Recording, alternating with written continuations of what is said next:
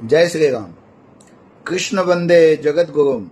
आप सर्वेने विनंती है कि જ્યારે આપણા ઈષ્ટદેવો એવા રામ ને કૃષ્ણ ને ઉપર કંઈક ને કંઈક વાદ અને વિવાદ કોઈ કરતા હોય તો દરેક સનાતનીના જે કર્તવ્ય છે એ કર્તવ્ય બધાને નિભાવવું જોઈએ। આપણા સમાજની અંદર અનેક પ્રકારના વ્યક્તિઓ છે। તુલસી આ સંસાર में भांति भांति के लोग। તો એવા અમુક પ્રકારના જે કોઈ સંપ્રદાય ચલાવતા હોય એ સંપ્રદાયને ઊંચા બતાડવા માટે અને પોતાના ઈષ્ટને બહુ મહાન બનાવવા માટે બતાવવા માટે લોકો બફાટ કરતા હોય છે। તો હમણાં થોડા દિવસોથી જે વિવાદ ચાલે છે અમારા દ્વારકાધીશને ઉપર અને કૃષ્ણ વંદે જગત ગુરુ, જે કૃષ્ણ આખા વિશ્વના જગતના ગુરુ છે એવા કૃષ્ણ ભગવાનને ઉપર બફાટ કર્યા છે।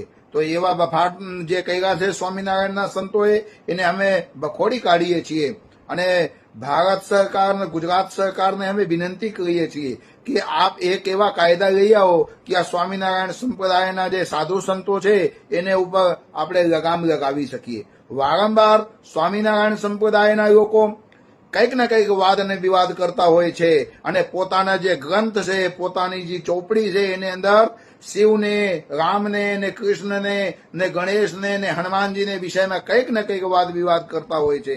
એટલે હું મહંત શ્રી સુખરામદાસ બાપુ, ખાખીમડી રામજી મંદિર મેંદડાથી આપ સર્વે સનાતનીઓને વિનંતી કરું છું કે આપ ઉઠો, આગળ વધો અને આવા જે લંપટ સ્વામીઓ છે એને ઉપર લગામ લગાડો।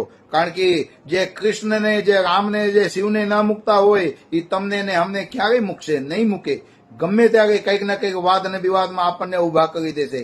એટલે અમે સ્વામિનારાયણ સંપ્રદાયના જે હરિભક્તો છે એ બધા લોકોને વિનંતી કરીએ છીએ કે તમે તમારા સંતોને ઉપર લગામ લગાડો અને તમે તમારા સંતોને સમજાવો। જે ચોપડીમાં લખી દીધા છે, જે ચોપડીમાં બનાવટી અક્ષરોથી લખ્યા છે એ લોકોને નષ્ટ કરાવો તમે।